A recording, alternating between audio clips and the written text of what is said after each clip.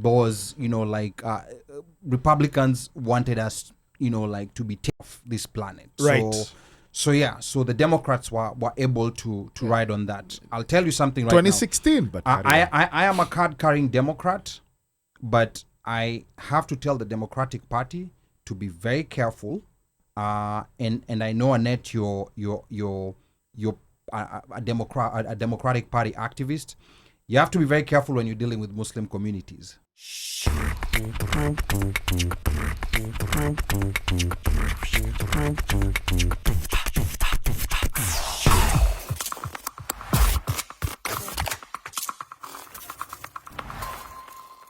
There are these guys on one side who are considered, terrorists, and then there are these other guys on another side who are considered to be defending themselves. And if and from my own observation of the media landscape, in the last couple of days that this has been happening, that narrative that I think America once had and Israel once had in their favor has really shifted. Almost, maybe you can talk to us and maybe just tell us what your perception has been of what's been happening. In as far as from when that Hamas attack happened to when Israel, decided to, pretty much, carpet bomb, parts of Gaza. I guess it came as a shock, or should I say surprise, or everybody was like, huh? This happened and nobody saw it coming. Israel is supposed to have the best intelligence, Mossad, blah, blah, blah, yada, yada, yada, right? So indeed it has happened. And then, the narrative is, okay, it's Hamas.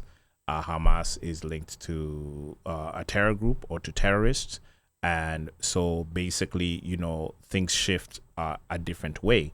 And like Annette has said, in all of this, the civilians, the children, the women, and the non-combatants are the ones who suffer on either side.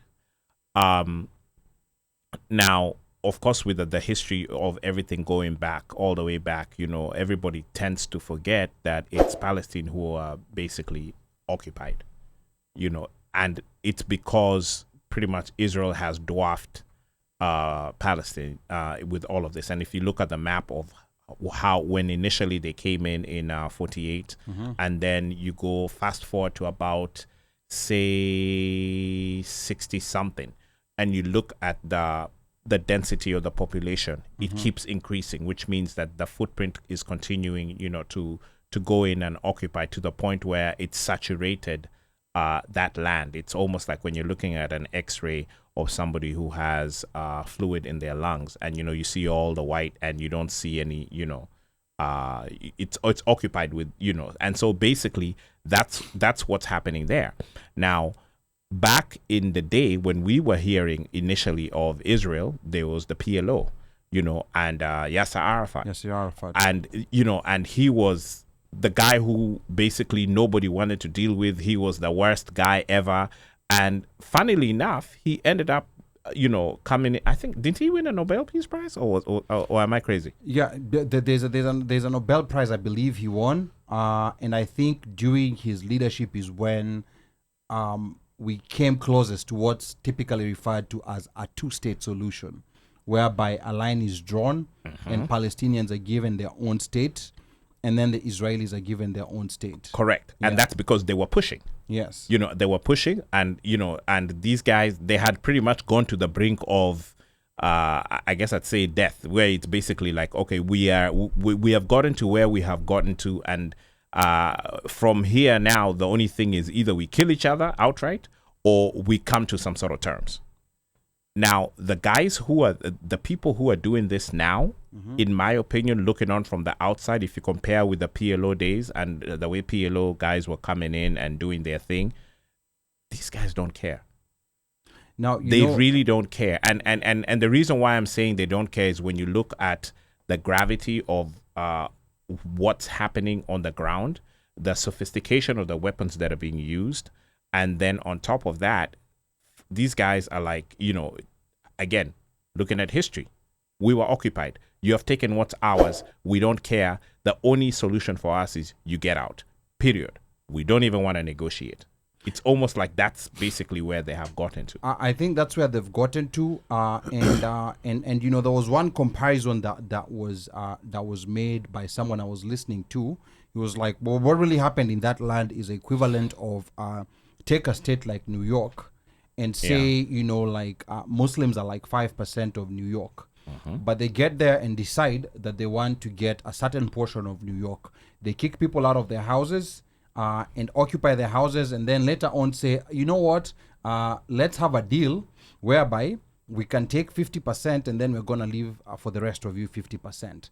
And I think that's part of the reason why the Palestinians, for the most part, most Palestinian leaders and most Palestinian regimes have rejected, you know, like those two-state solutions. Which is very understandable, because just like you say, if you're using the New York state, let's say you say these guys were given Long Island, and they started, you know, rolling down, saying, okay, I'm taking Staten Island, you know, I'm still coming in, and then I'm hitting Manhattan, and then we're just gonna give you like a small slither. Maybe we'll give you Bronx. Yeah.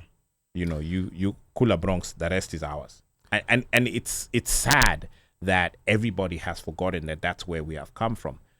I don't know what the right solution is. I think the right solution is stop the fighting. Then let's try to figure out what is the best way out. Are we at the point where we say, okay, you guys withdraw, and withdraw up to what point? Where do you say, where is that line? Like you're saying, that two-state, where is the line? Where would the line be? Would it be like 70-30? Would it be 50-50? Would it be, you know, on which side? Like, would Palestinians get more? Would Israelis get less? You know, where is it that you draw in this line? And these demarcations were things that folks sat down at a meeting and decided. Yes, and before Uno comes in, there's something that has been happening across the world, in the Muslim world. And here I'm going to talk, you know, like as a Muslim, and what's been happening within the Muslim world. There's a disconnect between Muslim leaders, you know, like, or leaders of, let me not say Muslim leaders, let me say leaders of Muslim countries. For example, Mohammed bin Salman, you know, who was trying to go do something called normalization with the Israelis. Right now he's paused, and the reason why he's paused is because of what's happening in the Muslim world right now. You know, with all the divisions that we have, for the first time across the world, in America, in Kenya, in the Middle East, everyone, you know, like, and I can tell you it's almost all mosques across the world. This is what they're talking about. You know, like, even there's the standard prayers that we typically have, and then there's a special prayer called a kunut that's usually read when there's something special happening in the world or something that we all want to pray for.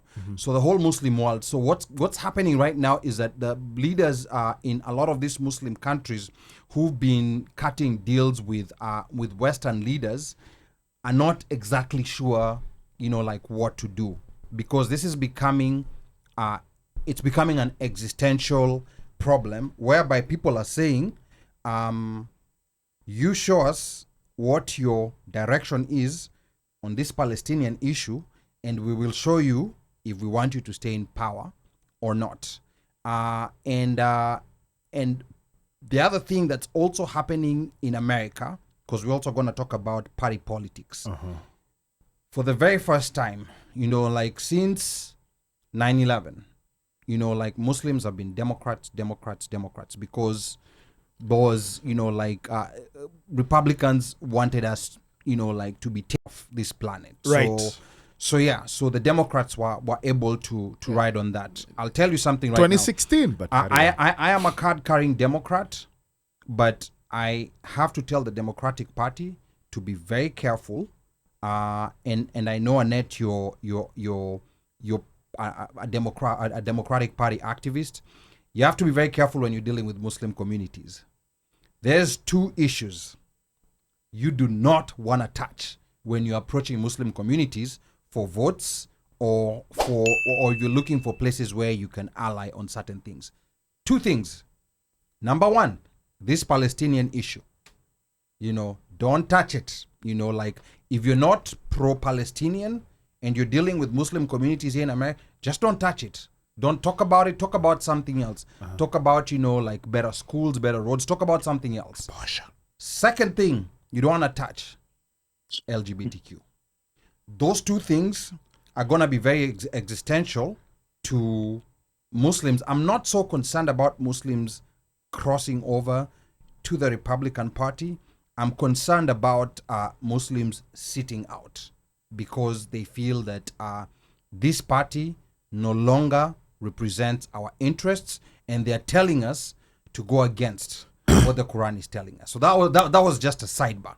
That was just a quick sidebar. So you're basically saying that it would then affect their voting base, and not having these guys is in essence rolling the dice to the other side. Absolutely. And there's two states I'm concerned about. I think Annette is going to take it back to the people she knows. There are two states I'm concerned about that are toss-up states. Mm-hmm.